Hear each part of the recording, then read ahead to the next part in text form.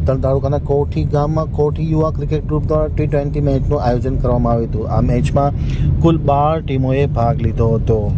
હવે જોઈએ જસદણ તેના પ્રતિનિધિ રસિક વિસાવડિયા સાથે હિરેન ખરડિયાનો એક વિસ્તૃત અહેવાલ.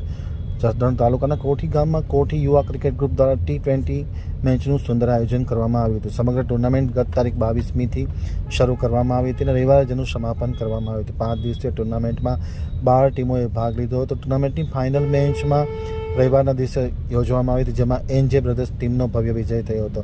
રનર્સઅપ ટીમ તરીકે ટાઈગર્સ C11 રહેવા પામી હતી. ટુર્નામેન્ટને સફળ બનાવવા માટે ગામના તમામ બાળકો અને વયોવૃદ્ધ વ્યક્તિઓએ પોતાનો કિંમતી સમય ફાળવીને સહયોગ આપ્યો હતો. ફાઇનલ મેચની ટ્રોફી લાઈફ કેર હોસ્પિટલના ડૉક્ટર ભરતભાઈના હસ્તે, નાયબ મામલતદાર જસદણ અને ઈશ્વરભાઈ ભડાણીના હસ્તે એનાયત કરવામાં આવી હતી. ખૂબ જ મોટી સંખ્યામાં ક્રિકેટ પ્રેમીઓએ આ ટુર્નામેન્ટનો લાભ લઈ આનંદ માણ્યો હતો.